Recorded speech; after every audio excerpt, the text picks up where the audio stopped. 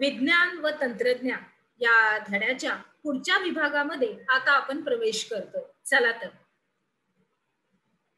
आता आपण बघूया की 1976 मध्ये मुंबई आणि लंडन या दोन शहरामध्ये थेट दूरध्वनी संपर्क साध्य करणारी अशी ISD ही सेवा सुरू झाली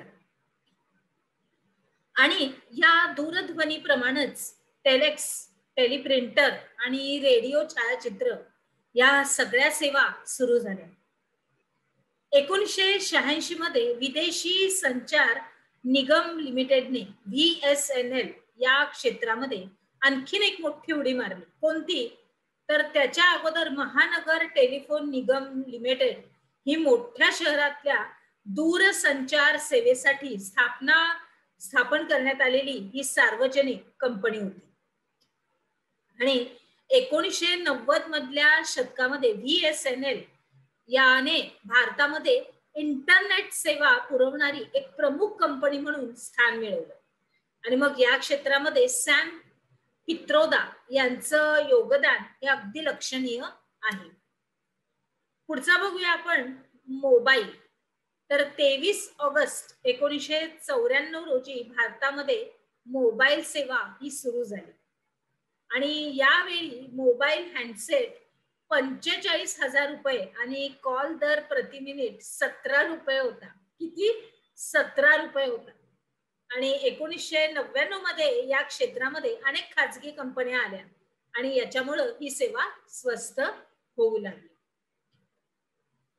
आता भारत संचार निगम लिमिटेड BSNL 2000 मध्ये दूरसंचार विभागाची पुनर्रचना करण्यात आली आणि मग धोरणात्मक निर्णयांची जबाबदारी दूरसंचार विभागाकडे कायम ठेवून ग्राहकांना प्रत्यक्ष सेवा पुरवण्याकरता भारत संचार निगम लिमिटेडची स्थापना करण्यात आली.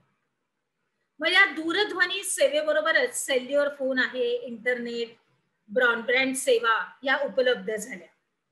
आणि मग oil and natural gas commission हा आपला पुढचा मुद्दा ONGC आता आपण स्पष्ट करत आहोत.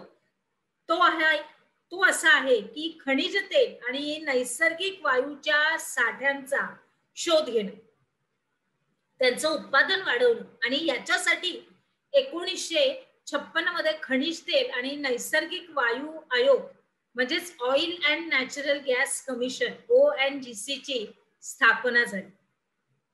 आसाम राज्यातल्या दिग्बोई नंतर गुजरात मधल्या अंकलेश्वर परिसरामध्ये खनिज तेल साठे सापडले. बरोबर.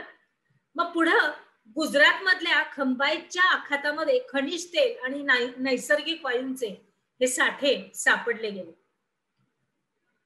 आता खनिज तेल आणि नैसर्गिक वायू आयोगानं ONGC 1974 मध्ये सागर सम्राट या खनिज तेल आणि नैसर्गिक वायू आयोगानं ONGC 1974 मध्ये सागर सम्राट या झिलशी पद्वारे म्हणजे सागरी छिद्रन यंत्र बॉम्बे हाय परिसरामध्ये रशियन संशोधकाच्या मदतीनं तेल विहीर खोदण्यास प्रारंभ केला.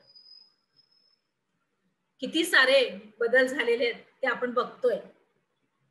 आता पुढे येथे 1975 पासून खनिज तेल आणि नैसर्गिक वायू मिळवायला सुरुवात झाली. मग पुढे या भागामध्ये 8,500 पेक्षा जास्त तेल विहिरी आणि नैसर्गिक वायूंच्या 33 विहिरी ह्या खणण्यात आल्या. किती? मग याच्यामुळे काय झालं तर भारतातल्या खनिज तेलाच्या एकूण उत्पादनामध्ये या क्षेत्राचा वाटा हा 38% पोहोचला. किती? 38. तर देशाच्या खनिज तेलाच्या एकूण गरजेपैकी 14% गरज या क्षेत्रामुळे पूर्ण झाली. पुढे बघूया रेल्वे आणि तंत्रज्ञान. तर आधुनिक भारताच्या इतिहासामध्ये रेल्वेनं अंगीकारलेल्या तंत्रज्ञानाचा हा फार मोठा वाटा आहे. रेल्वे प्रवासाच्या आरक्षण व्यवस्थेत कार्यक्षमता, अचूकता आणि सुसूत्रता ही संपूर्णपणे यावी म्हणून 1984 मध्ये दिल्लीमध्ये सर्वप्रथम संगणकीकृत आरक्षण व्यवस्था ही करण्यात आली. आणि मग याच वर्षी कोलकाता येथे मेट्रो रेल्वे सुरू झाली. आणि अशा प्रकारे भारतानं विज्ञान तंत्रज्ञानाच्या क्षेत्रामध्ये सतत प्रगती केली गेली आहे आणि मग नवनवीन संशोधन केली गेलेली आहे आणि भारत हा 21व्या शतकातील एक महत्वपूर्ण असा आपला देश आहे. आता भारतानं या तंत्रज्ञानाचा उपयोग जगामध्ये शांतता निर्माण करण्यासाठीच केलेला आहे. कारण 21व्या शतकामध्ये अग्रसेन होण्याच्या दृष्टीने उद्दिष्टानेच हे कार्य आपल्या भारत देशानं केलेलं आहे. मग आता ह्याच्या पुढच्या पाठामध्ये आपण भारताने उद्योग आणि व्यापार या क्षेत्रामध्ये केलेल्या संपूर्णपणे प्रगतीविषयी आपण माहिती घेणार आहे. चला तर आपण काय शिकलो या अंतर्गत आपण टिपा लिहायच्या आहेत आपल्या वहीमध्ये, अर्थात तुम्हाला नमूद करायचे आहेत. मोबाईल, भारत संचार निगम लिमिटेड आणि भास्कर 1. चला तर मग पुढे जाऊया.